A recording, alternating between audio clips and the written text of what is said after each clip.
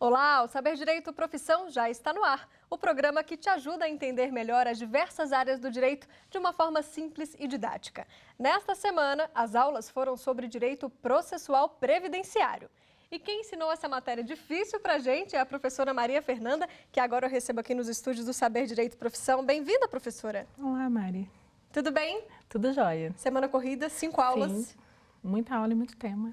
Professora, eu já queria começar aqui entendendo a diferença entre o direito processual previdenciário e o direito previdenciário, né? Para quem está em casa também, o estudante poder esclarecer essa dúvida. É muito diferente ou é só um nomezinho, é só o mesmo processo que... Na verdade é bem diferente. A ideia de discutir direito processual previdenciário, exatamente, e é pouco feito na faculdade. Normalmente a gente só estuda direito previdenciário. E aí, quando chega na hora de efetivar o direito na via judicial, uma dificuldade imensa. O direito previdenciário ele é altamente interligado com sobrevivência, com direitos fundamentais, com pessoas em estado de contingência, com pessoas em estado de necessidade. Se ele for conduzido como um processo normal, o insucesso é bem maior. Ele tem que ser conduzido de acordo com as especificidades dele, com peculiaridades muito específicas que fazem a gente pensar o direito material de outra maneira. E não é uma matéria obrigatória na cadeira da universidade? Não é ainda. Há uma luta constante dos professores de direito previdenciário há quase 10 anos, mas ainda não é obrigatória. E nem cai na prova da OAB. É mesmo? É mesmo, não é conteúdo. Bom, vamos entender um pouquinho agora nesse primeiro bloco, professora, da sua vida, da sua carreira. E eu queria entender como é que o direito apareceu para você. Foi uma escolha? Foi uma imposição? Os pais são da área? Me conta um pouquinho dessa sua trajetória. Foi uma escolha de duas alternativas. Eu sempre fui mais estudiosa, gostava de ler, tirava boa nota. Minha mãe falou que eu tinha duas alternativas, medicina ou direito. Você é inteligente? Tem duas opções. Escolhi direito, que era o caminho mais fácil. Não que seja um caminho fácil, mas é pelo menos um caminho que me faz feliz ainda. E o direito para mim, na verdade, é muito mais a questão social. Eu gosto do lado social do direito.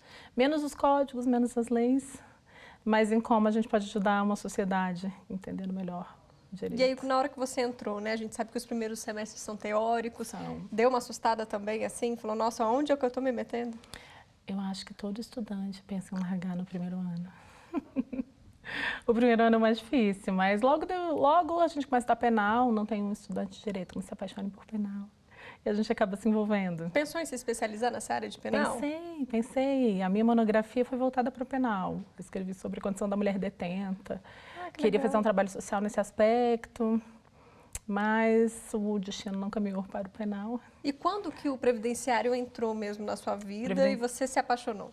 Então, logo depois que eu me formei, na verdade, pensando em penal, eu fui trabalhar no gabinete Miss Fux com direito tributário.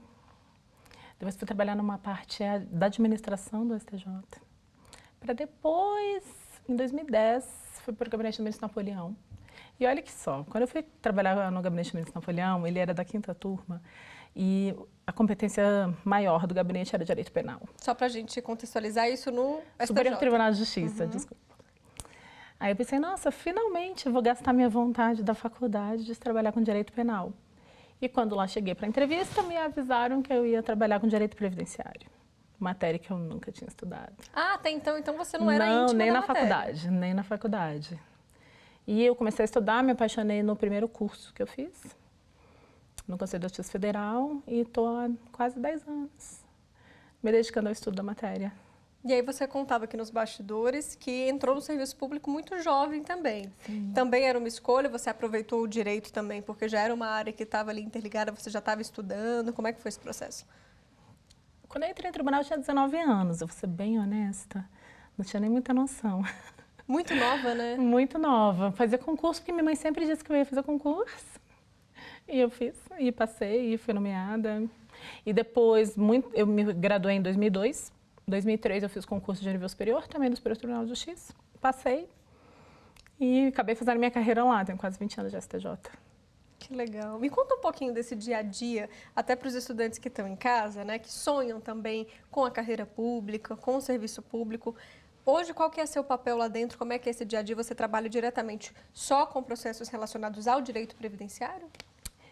Eu trabalho hoje com o ministro Napoleão Nunes Maia, tenho quase 10 anos também como ministro. eu sou assessora direta dele. Eu trabalho, 90% do meu trabalho é direito previdenciário. Eu cuido de alguns outros assuntos interrelacionados com o servidor público e alguma coisa de responsabilidade civil, mas basicamente direito previdenciário. É uma rotina dura e complicada. Os bastidores de um tribunal são bem puxados.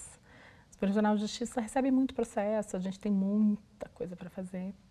Mas eu dei muita sorte, eu trabalho com um magistrado excelente, uma pessoa que acredita também em fazer justiça, o que é muito bom, que nos dá uma liberdade boa de pensamento.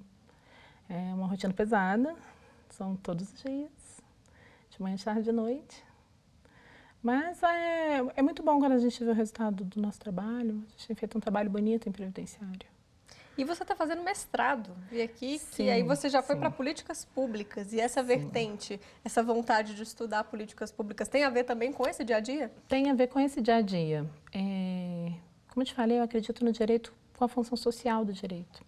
E é bem a ideia do meu mestrado. Estudar as políticas públicas, analisando a partir da Constituição, tanto que a minha linha de pesquisa é Lei e Sociedade. Olha que legal. E como as políticas públicas podem favorecer e analisando juridicamente uma política pública a partir de premissas constitucionais. Tem alguma específica que você possa citar como exemplo que você está analisando aí no mestrado? Agora, eu estou analisando a fixação da idade mínima como política pública de aposentadoria. Olha, que tem a ver também com Sim, o ramo tem a ver que com a você, matéria. né, é especializada. Mas defendendo que é um desequilíbrio dentro do sistema de seguridade, que talvez não tenha sido a melhor política pública. É mesmo. E é engraçado a gente ver porque, né, cada profissional de uma área tem uma Sim, opinião e uma uma vertente, né, diferente. A reforma também te impactou, né? Porque a reforma da Previdência mudou tudo. E isso é algo também que os alunos precisam ficar atentos. Porque qualquer área do direito, se tem uma modificação mínima que seja, né, na lei, aquela máxima de não parar de estudar realmente é o que prevalece, né? Em direito previdenciário, então, quem escolher vai estudar sempre. A reforma é grande agora, mas já passamos por outras em 2003 e 98. Mas, na verdade, é comum que todos os anos se altere a legislação previdenciária. Então, todo ano tem atualização. Desde 1993, estamos sofrendo diversas alterações e todo ano tem. Quem tiver curiosidade de abrir a 8.213, que é a nossa lei básica de Previdência Social, vai... Sabe quando a gente entra no Planalto e tem cortado tudo que foi alterado? No site, né? Você diz. Isso, a nossa lei é bem alterada, dá bem trabalho, mas vale a pena. E é aí que o aluno tem que ficar esperto. O diferencial desse profissional é justamente essa atualização, né? Manter-se estudando sempre. Legal. Professora, e a sala de aula? Me conta, você já falou assim do direito e tudo mais, eu acho que as coisas foram acontecendo na sua vida, mas a sala de aula não era uma previsão muito certa. Não era uma previsão, e mais que isso, eu sempre disse que eu não ia ser professora. É mesmo? A minha mãe é professora, a minha irmã é professora e a minha outra irmã atuou 10 anos no magistério.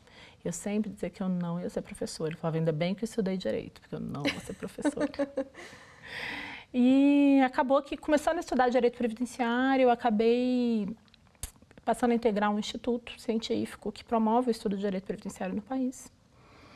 E aí você tem contato com os professores, todo mundo que dedica a vida a isso. E você começa a ir nos congressos, ir nos seminários e ter um pouco mais de noção do quanto as pessoas precisam de informação e do quanto elas precisam instrumentalizar melhor as coisas. E aí eu juntei as duas coisas. Eu estou trabalhando com o processo há quase 20 anos. E para quem atua em instâncias superiores, mesmo os estudantes sabem o quanto é difícil uma instância superior a nível de recursos. Nosso índice de admissibilidade é bem alto, a gente é bem rígido. E foi pensando nisso que eu fui para a sala de aula. Eu olhava um processo e pensava o quanto é difícil ultrapassar as barreiras para o direito finalmente ser analisado. É notório que mais de 80% de processos são barrados na admissibilidade. E eu pensava em como eu podia ajudar. E eu juntei o meu conhecimento com direito material, direito previdenciário, com o meu conhecimento judicial, para levar para a sala de aula o processo judicial previdenciário. Que é exatamente isso, tentar trazer umas ferramentas, um meio de facilitação do processo previdenciário ter êxito, conseguir ser analisado.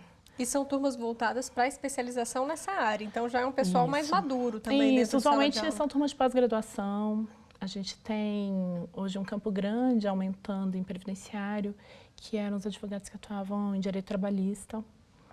Agora, com essa redução da justiça trabalhista que a gente viu nos últimos 2 anos, muitos advogados estão buscando previdenciário, porque são matérias irmãs, né? Viram ali uma oportunidade Sim. de um outro mercado. E é bom, e deveria ser assim mesmo, porque o direito previdenciário ele é altamente relacionado com o seu desenvolvimento laboral. No início da sua carreira, o meio dele, as intercorrências. Então é bom que o profissional tenha o conhecimento nas 2 áreas. Eu acho que esses novos profissionais vão ser bons para a área. E tem alguma dúvida, assim, que não deixa? Toda turma tem essa dúvida sobre ou idade mínima ou como eu faço para me aposentar de uma forma mais confortável. Os alunos te buscam Olha, também para essa consultoria? Na verdade, dúvidas temos tantas, porque as nossas regras mudam tanto e com uma constância tão grande. A gente fala de reforma, mas a gente começou o ano com uma reforma. A gente começou o ano com uma medida provisória, 19 de janeiro, que alterou diversas regras dentro das concessões de benefícios de aposentadoria, auxílio reclusão, pensão por morte. E as dúvidas dos alunos são muitas, porque as nossas alterações são muito grandes. E a gente tem uma questão maior em previdenciário. Se fosse só olhar a lei, resolvia, né?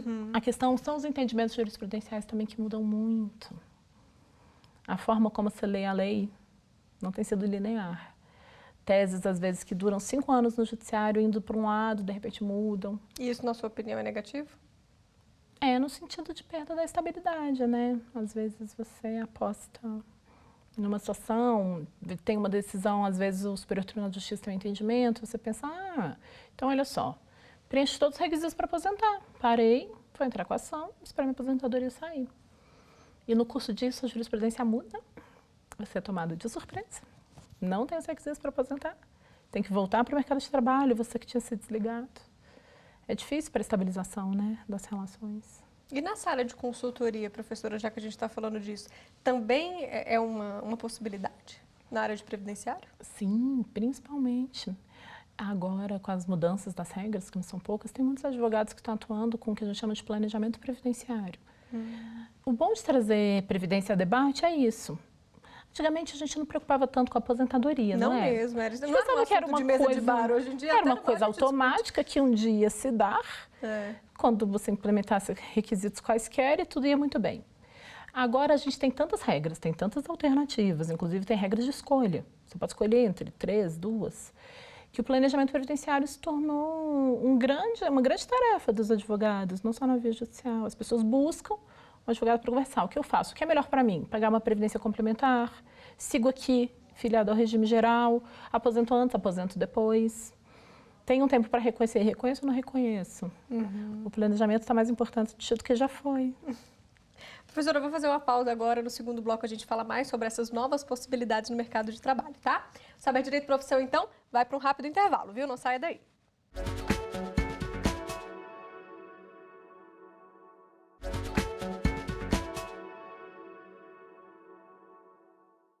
Estamos de volta e neste segundo bloco a gente fala sobre o mercado de trabalho e os desafios da profissão para quem investe no direito previdenciário. Bom, a gente já conversou aqui um pouco então sobre as suas escolhas, sobre como que esse aluno pode encarar o direito previdenciário e é uma oportunidade de trabalho, né, professora? E eu queria saber hoje como é que está o mercado. É um mercado ainda promissor ou é um mercado que já está ali começando a saturar? O mercado ainda é promissor, porque a dinâmica social sempre vai conduzir as pessoas a isso, né? A uma aposentadoria, um tipo de benefício. E eu acredito que com a reforma ele se tornará ainda mais promissor. Porque, na verdade, toda alteração legislativa severa, como que é que a gente vai sofrer agora, leva tudo para o judiciário definir. E aí novas teses vão se abrir, novas discussões, novas possibilidades. Vai haver muita judicialização, o que é normal, todas as reformas geraram. Essa também vai, então acredito que o campo de trabalho vai aumentar no momento. Professora, a gente viu aí que tem concurso também voltado para a área previdenciária mesmo, né? E talvez sejam até menos concorridos do que essas áreas que a gente está mais acostumado, que fazem parte mais do nosso dia a dia, né? Sim, são matérias menos estudadas, né? Então talvez a concorrência seja menor. E são boas carreiras, a carreira de procurador federal é interessante. Quem atua no judiciário, a carreira dentro mesmo da autarquia. A autarquia agora mesmo abrirá concurso grande. Acho que a autarquia está no momento de realocação de seus quadros. Espera-se um concurso grande do INSS no futuro, daqui para o ano que vem. E, de todo jeito, no Judiciário, na Justiça Federal, via de regra, as chances de você trabalhar com direito previdenciário é enorme, porque é o maior litigante do país. Né? INSS, 50% das demandas da Justiça Federal são Previ. Então, a tendência, aqueles que pensam nas carreiras dentro do Judiciário, é bem ou mal esbarrar em previdenciário, inevitavelmente. E você que já passou em 2 concursos, acredito que também tenham feito mais concursos, né, ao longo da sua carreira. Tem alguma dica, professora, para dar para esses alunos que estão aí focados, né, nessa área de concurso público? Vou dar a dica que eu recebi do ministro Luiz Fux quando eu trabalhava com ele. E ele falou que sempre estudou a lei seca para concurso. Às vezes a gente lê muito manual, né, muito resumo. Até a jurisprudência mesmo, né? Às vezes quer se atualizar. O que eu aprendi com o ministro Luiz Fux é ler muito a lei seca e criar o seu próprio pensamento. Esse pensamento depois foi reproduzido em outro momento pelo ministro Aires Brito. Ele diz a mesma coisa. Lê a lei seca e reproduz o seu próprio pensamento. Decora a lei. Decora a lei. Professora, chegou agora uma pergunta para a gente. Lá do Maranhão, é a Keren. Quer saber um pouquinho aí sobre a sua vida depois da graduação. Pode rodar. Professora, uma pergunta. Como foram os seus 5 primeiros anos após a sua graduação em Direito? Que avaliação a senhora faz da sua última e atual experiência profissional? Bom, eu dei sorte, né? Porque quando eu graduei já era do STJ e no ano seguinte eu já passei para nível superior, então eu estava estabilizada, digamos assim. Não estável porque tinha uma criança pequena no meio disso tudo. Nessa correria toda, quando eu formei, meu filho ainda tinha 2 anos. Nossa, pequenininho. Então, e conciliava com os estudos também? Com os estudos, faculdade, trabalho. o concurso, Uau. o STJ e o garotito. Então, os 5 anos foram isso. Mas foram ótimos e foram muito produtivos. Atualmente, eu estou no Superior Tribunal de Justiça com o ministro Napoleão, né? E tem sido incrível, em vários aspectos. E essa é uma dúvida, até um medo, né? De quem sair da faculdade, o que vai ser nos próximos anos, para onde que eu vou, qual carreira eu vou seguir. Exatamente, mas dá tudo certo. O mais importante é estudar muito. Direito, para você se destacar em direito, só estudando muito. Você tem que ser muito bom. Escolher uma área específica, ninguém consegue saber tudo. Em direito, escolhe a sua área, estuda muito ela, lê toda a jurisprudência possível. A chance de dar certo é muito grande. Além disso tudo que você já falou e já contou pra gente, você também escreveu livro, professora? Sim, eu escrevi esse ano. Conta um pouco pra gente, qual que é o assunto do livro? Esse livro foi maravilhoso, ele sintetiza muita coisa da minha vida profissional. Eu escrevi junto com o meu chefe, o ministro Napoleão Nunes, e é a primazia dos direitos humanos na jurisdição previdenciária. Olha que interessante. Então, um recorte bem específico. É um né? recorte bem específico e um recorte extremamente importante e que se escreve muito pouco. Sobre a fundamentabilidade do que estamos julgando quando julgamos ações previdenciárias e como essas respostas nem sempre podem ser encontradas na lei. E podem ser encontradas fora. Exatamente porque cuidamos de direitos humanos. Há uma discussão ainda, né? Se o judiciário pode atuar, se não pode, se é ativismo. Sim. Mas, na verdade, quando a gente trata de direitos humanos, o judiciário tem uma carta maior de abertura. Professora, vamos dar um exemplo prático, então. Onde que os direitos humanos têm esse elo aí, né, com o direito previdenciário? Onde que eles se encontram? Um caso que foi julgado no Superior Tribunal de Justiça. Veja bem, o menor sob guarda, o casal detém a guarda de uma criança e o mantém como se o filho fosse. O pai morre, a criança tinha direito à pensão, estava na lei, na lei de benefícios. Em 1997, o legislador optou em retirar esta criança do rol de dependentes. A questão foi para o judiciário. E aí, pode ou não pode? Via de regra, se o legislador diz que não, não pode, né? Mas a gente tem outras coisas no ordenamento jurídico. Primeiro, a Constituição diz que os filhos são todos iguais. Não há distinção nenhuma entre filhos. Se eu crio alguém como se meu filho fosse, ele tem os mesmos direitos como se meu filho fosse. A gente tem um compromisso internacional assumido de proteção à criança, que garante a ela todos os direitos, inclusive equiparada a filhos, o menor tutelado. Então, se eu tenho uma criança que está sendo cuidada por alguém, isso está ali no processo. Ela vivia como se fosse filho daquele casal. um dos genitores falta. A gente pode dizer não para ele porque faltou a lei? Ou a gente aplica o princípio máximo da proteção dos direitos humanos? Princípio máximo, né? Não faria bem a ninguém, a sociedade nenhuma, uma criança desamparada nessa situação. É verdade. E é isso que permite o judiciário conceder esse tipo de pensão, a despeito da falta de previsão legal. Essa a ideia.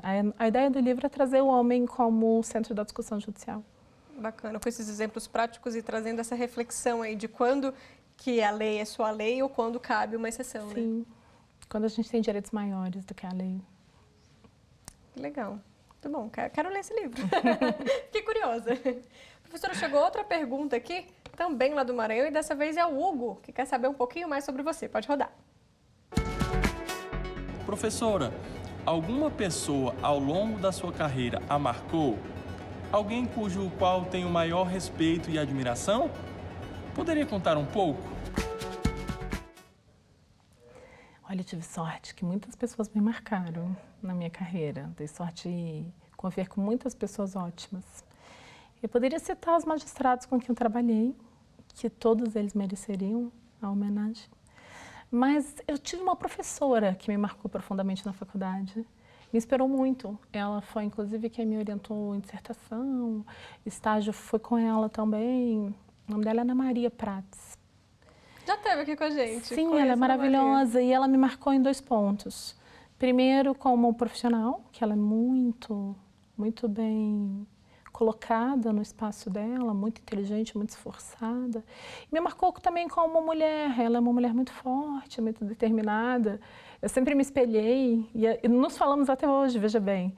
Me formei há 17 anos e ainda sou amiga da Ana Maria. Que legal. Acabou se tornando amiga e é um espelho de profissional sério, de pessoa que leva o direito a sério. E é engraçado agora, professora, até para a gente pensar aí a longo prazo, que você hoje, como professora, está sendo também a vitrine e o exemplo para aquele aluno que está assistindo essa aula, né? Sim. É interessante ver isso. Sabe que ainda é emocionante isso? Às vezes você vai em congresso, palestra, e vem alguém falar com você, professora, eu fiz um curso, nossa, mudou muito meu jeito de pensar. A gente às vezes até esquece da importância, né, do nosso papel que a gente tem feito. Todo mundo, né? Tem um professor que marcou, que fez a diferença. É importante, é bonito. Eu gosto de fazer parte também desse novo processo. Professor, antes da gente fechar, não poderia deixar de te perguntar sobre o papel da mulher no direito previdenciário.